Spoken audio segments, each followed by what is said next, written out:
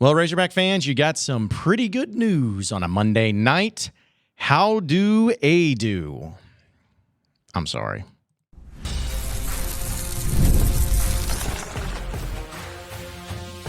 You are Locked On Razorbacks, your daily podcast on the Arkansas Razorbacks. Part of the Locked On Podcast Network, your team every day.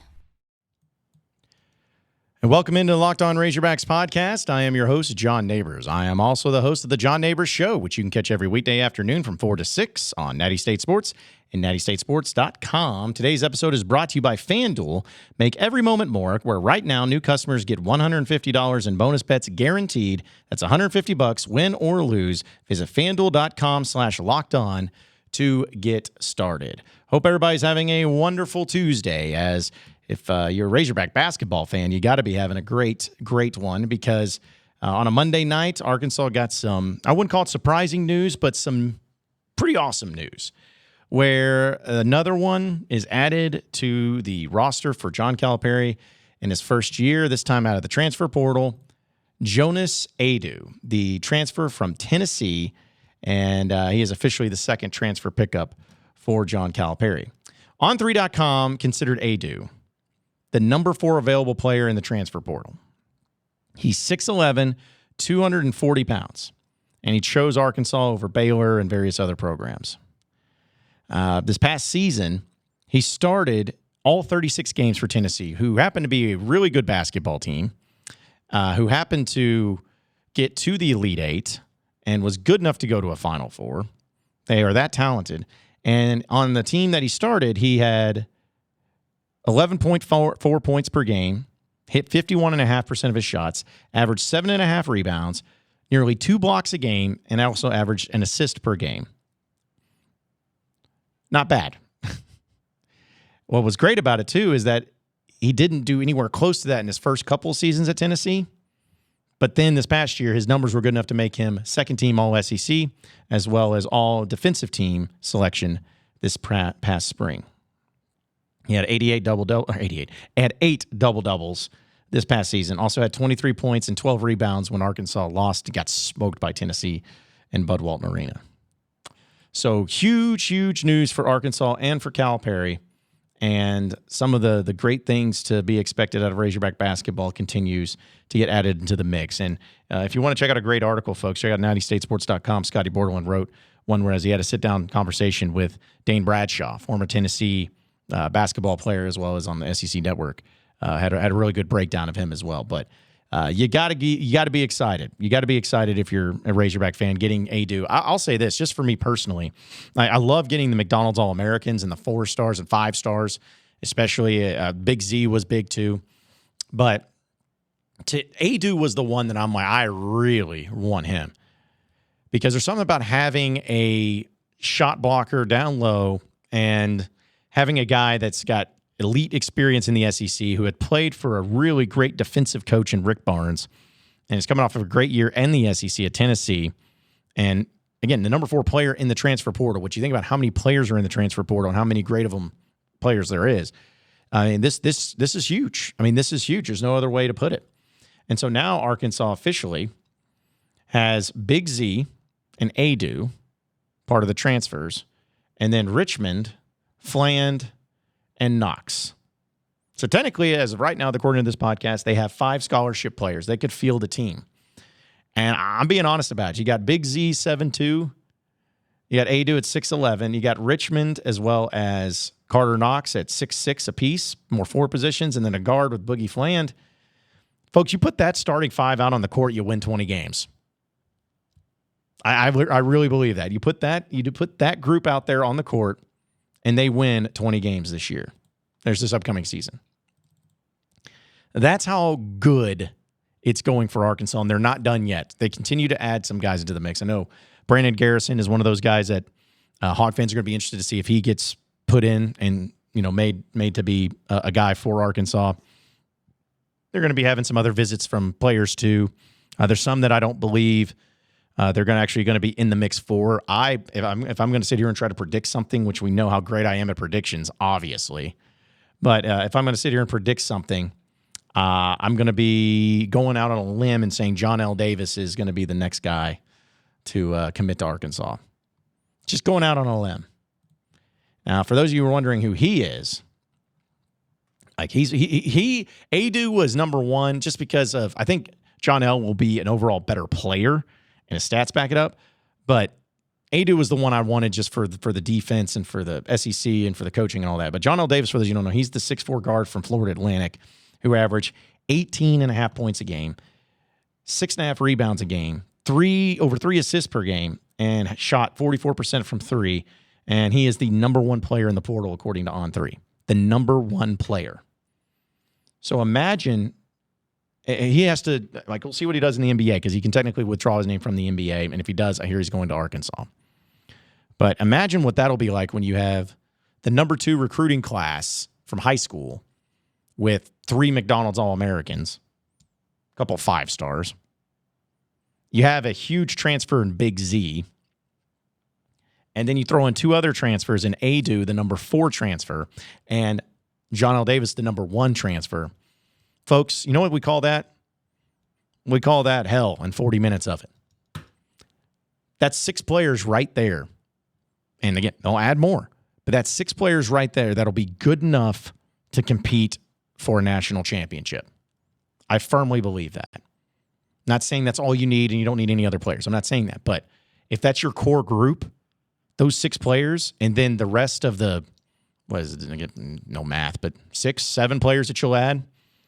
Maybe get a few more key pieces there, some more guards, and maybe some other players to, again, I don't know what they're going to be looking at for scholarships and all that. But the point is, like, you're assembling a national championship caliber squad right now.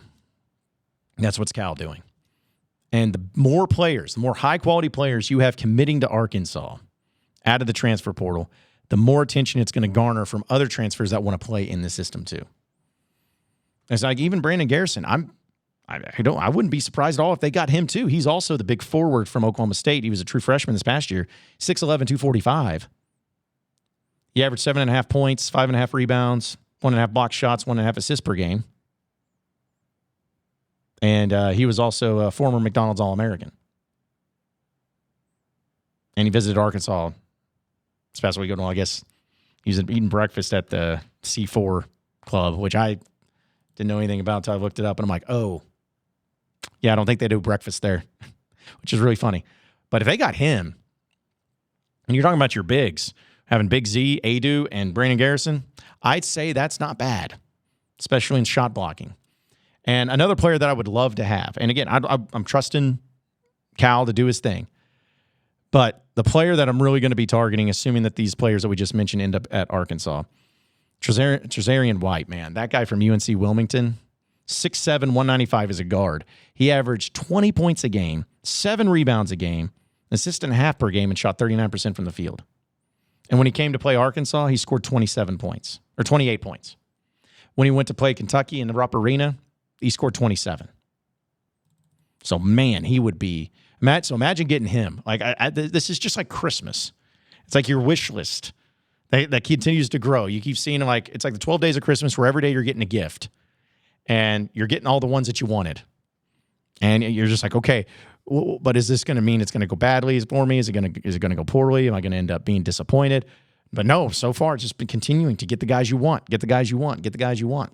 So I'm loving this. I'm loving this. The job that Cal and his staff are doing is tremendous, and they just got to keep it up. I think they will. I know they will. It's Coach Cal, for crying out loud. They're going to do that. Speaking of which, I want to talk about something that deals with basketball and a question that I've been thinking about when it comes to bigs and guards. Here in just a second, but folks, I got to tell you about GameTime and the GameTime app. We all want to go to games, right? We got Razorback baseball this week in the midweek. We got baseball coming up next weekend, Mississippi State. And maybe they're trying to go to some concerts here in the Northwest Arkansas area up at the AMP, or maybe in Central Arkansas at Simmons Bank. Whatever it is, you got to buy you some tickets. And tickets can be kind of a hassle when it comes to buying them with certain apps and online because of the amount of fees that get added in, and feel like you're not getting the great price. You feel like the seats are not what they want. We don't have to worry about that at all with the GameTime app, because with GameTime app, they always give you the lowest price guaranteed. And the last minute deals is one of the great features that they have, where if you're needing last minute deal, you're like just at the spur of the moment, like, hey, I want to go out and I want to watch this show. Well, kudos to you because you have an opportunity to go out there and get you up to 60% off when it comes to those last-minute deals. They do flash deals. They do zone deals.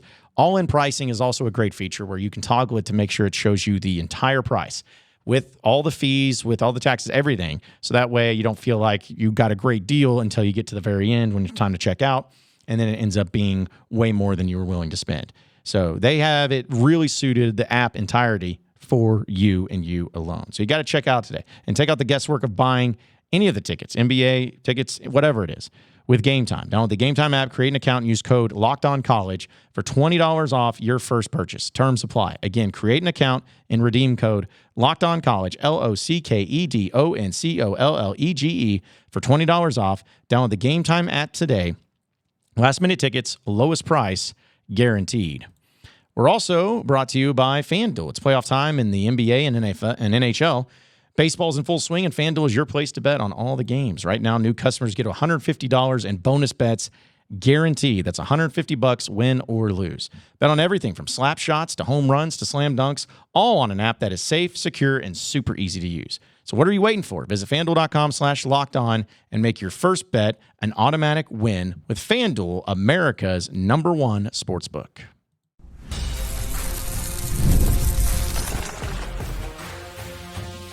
You are Locked On Razorbacks, your daily podcast on the Arkansas Razorbacks, part of the Locked On Podcast Network, your team every day.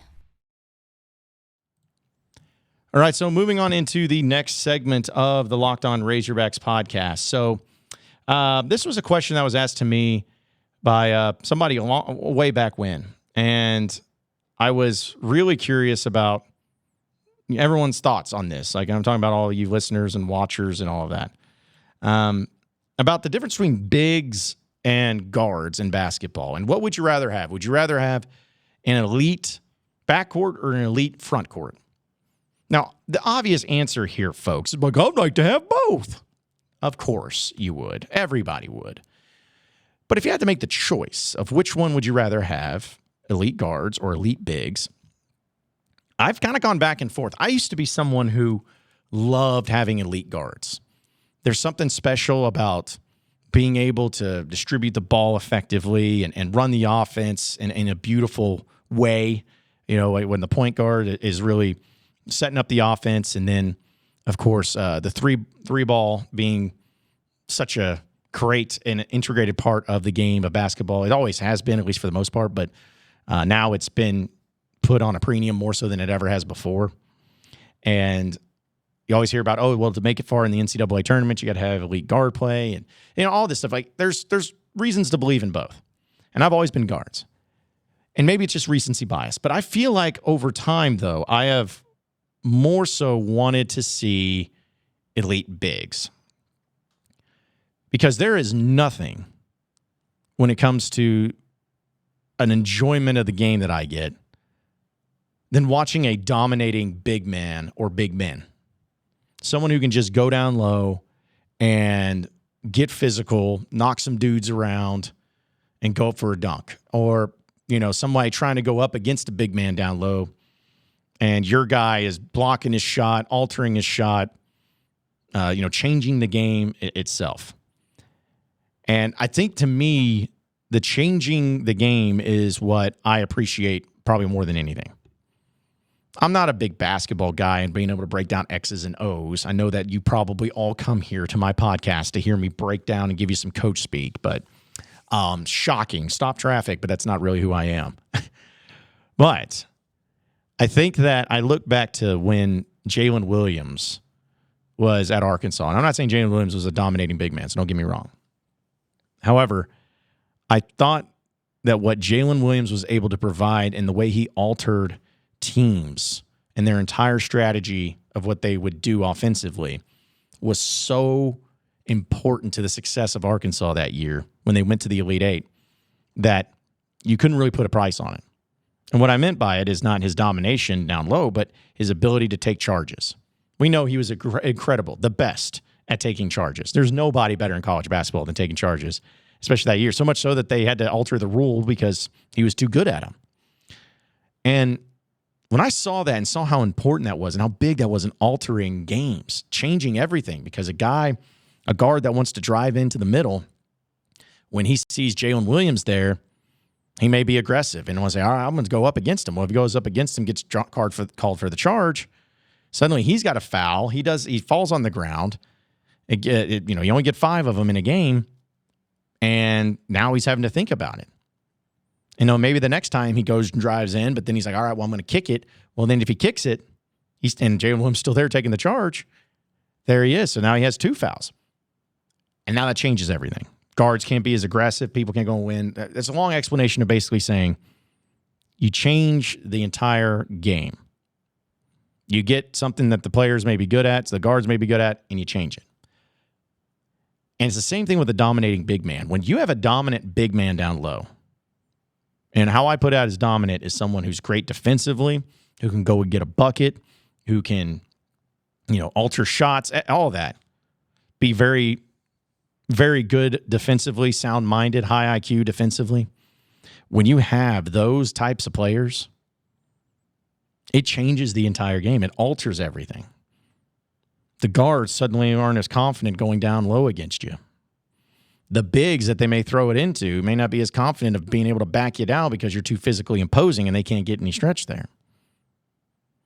And then even offensively, it's like you have such a mismatch if you ain't able to provide it, where if a guard ends up having to switch on you, you can just go in and eat. And they get them in foul trouble. So it's the impact that I really love the most about having a big man down low and a dominant big man down low. So, again, I'll take either one. I'd take an elite guard group too. And maybe it's just recency bias because I haven't seen much of it. But, man, I want to see what Arkansas can do and what it looks like. According to this, it looks like Arkansas is going to be pretty dominant, at least having dominant big men. So I'm excited about that part of it too. All right, folks, I got to tell you about Monopoly Go. Game off. We got to pause here, talk more about it. I know what you're saying. Flag on the play. You already talked about that, but there's just so much good stuff in this game. And in Monopoly Go, you can team up with your friends for time tournaments where you work together and build up each other's boards. The more you win together, the more awesome prizes you unlock, and there's so much to get. Unique stickers you can trade with friends to complete albums for big prizes, cool new playing pieces to travel the boards with, and hilarious emojis for taunting friends when you smash their buildings or in their heist vaults, too. Don't forget that. Plus, Monopoly Go has new and exciting feeling every day with constantly changing tournaments and challenges, and a ton to include their own unique mini games like digging for treasure or a robot Panchenko machine. And there's always new timed events that help you win big, like massive multipliers for everything you win or rent frenzies. There's always something fun to discover in Monopoly Go, so get off the bench and go download it for now for free on the Google Play or App Store. Game on.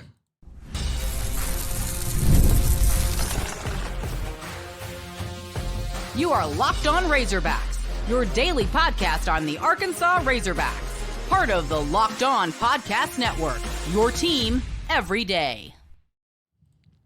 All right, so final segment here on the Locked On Razorbacks podcast. Football side, a little transfer portal news. Dominic Johnson, running back for Arkansas, has officially entered into the transfer portal. It was originally announced yesterday, and Pete Nakos from On3 Sports was the first on top of it, saying that he entered into the portal. He rushed for 785 yards and 8 touchdowns in his 3 seasons. But he's officially into the portal. And then Dominic Johnson actually put out a picture on social media, on Twitter, which I actually appreciate because it didn't have a bunch of like words of crazy like graphic design and all that. It was simply just a picture of him yelling after he scored a touchdown. And it said, "Thank you, Arkansas." And I love that. And I respect that. And I was really sad to see it. I mean, you never want to see players transfer, but you understand that it's part of it. But I was always a big fan of Dominic Johnson. And it's unfortunate because in 2021, to me, he was the best running back on that team, at least down the stretch. Better than Rocket Sanders, better than A.J. Green, better than Traylon Smith. I felt like, especially against a Mississippi State team, like he was the most dominant running back, and he was running so hard with such reckless abandon that he was hard to stop. But then he had the major injuries to both of his knees, one after the other, could never get back healthy, could never get back on the field. move positions a little bit at times. And I was just hopeful for him. I was hopeful that this would be the case, that this would be the year where he could come back and have a nice season, but just wasn't meant to be. So I feel bad, man. I feel really bad for him. I thought he could have been so great for Arkansas.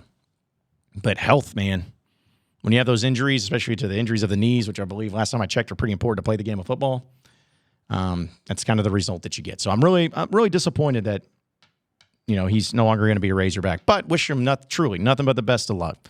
Hopefully he finds a place that he can play, and hopefully Arkansas doesn't have to play against him.